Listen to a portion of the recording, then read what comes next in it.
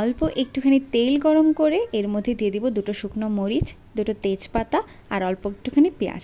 পেঁয়াজটা দিয়ে খুব বেশি ভাজার দরকার নেই, হালকা একটু ভাজা হয়ে গেলে এর মধ্যে দিয়ে দিব ধুয়ে রাখা খুদের চালগুলো। চালটা কিন্তু আমি ধুয়ে জলটা ঝরিয়ে রেখেছি, মানে পোলাও যেভাবে রান্না করি আর কি।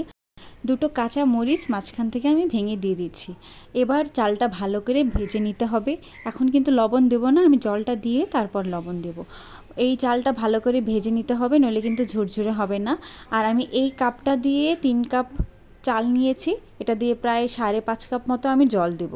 জলটা কিন্তু ফুটিয়ে নিতে হবে না, কাঁচা দিলেও অসুবিধে নেই। তারপর জলটা দিয়ে আমি গ্যাসটা কিন্তু হাই ফ্লেমে রেখে এটাকে আমি জাল করে নেব, মানে বলক উঠিয়ে নেব। যখন নাকি এটা ফুটে যাবে আমি ঢাকনাটা সরিয়ে আরও একটুখানি জলটা যতক্ষণ না শুকিয়ে যাবে ততক্ষণ পর্যন্ত হাই ফ্লেমে রান্না করে নেব। এইরকম যখন একদম গামাখা হয়ে যাবে এই পর্যায়ে আমি গ্যাসটা একদম লো করে আবার ঢেকে দেব। দেখুন এটা কতটা ঝরঝরে হয়েছে, একদম একটার সাথে আরেকটা লেগে থাকছে না এবং প্রপারলি সেদ্ধ হয়ে গেছে।